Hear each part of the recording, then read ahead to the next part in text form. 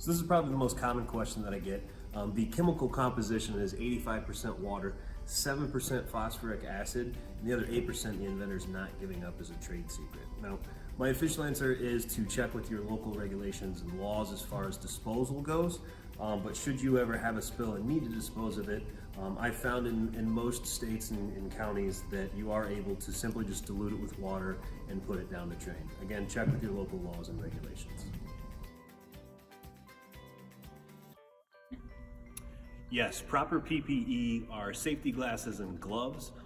Some other special safety considerations are that the cart uses an air diaphragm pump versus an electric pump. We use that one because most shops have air, or at least I haven't been in one that doesn't have it, so you don't have to run an electrical cord. And two, the air diaphragm pump will actually shut off and cease operation should you run into a blockage. That way a line doesn't pop or anything. So that's another special safety consideration.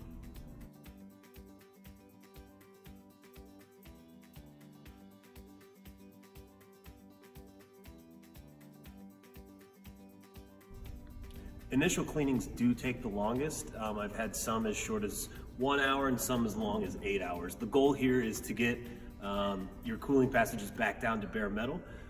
So if your tool is really bad and you can use an endoscopic camera for a visual inspection or a flow meter for GPM readings, you will want to spend time, again, if they're really bad, on one specific circuit, maybe two or a quadrant of your tool. From there on out, every time you go to PM that tool, you can simply just jump all the circuits and you can flush the whole mold at once. Most secondary and tertiary PMs average about 1 to 2 hours of flush time.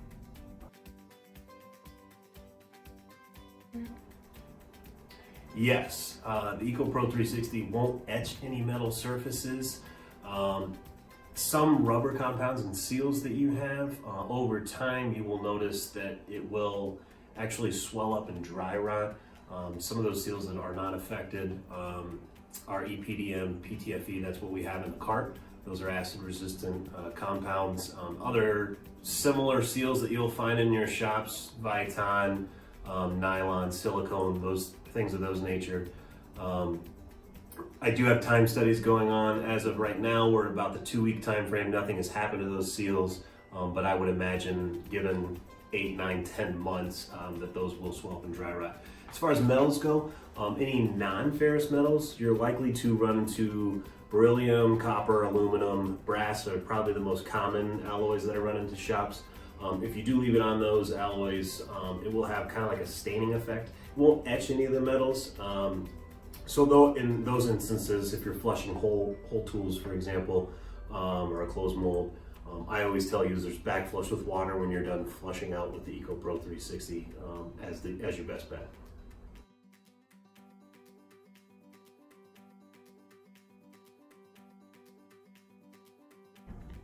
So the life expectancy of the unit, obviously the pump is the most crucial part of the EcoPro 360 cart.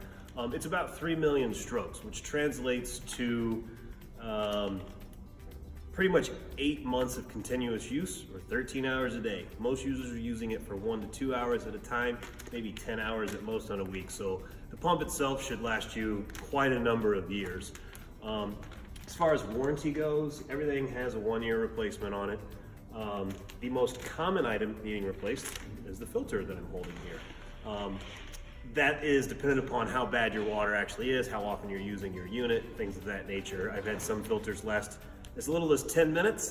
Granted, that facility was next to a concrete plant. You can imagine all the particles in the air.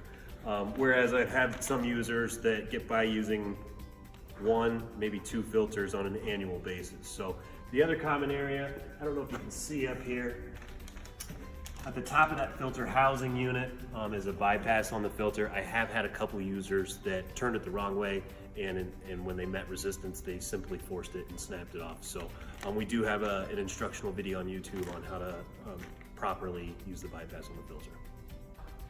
For more information, head over to idadditives.com where we have a list of more FAQs.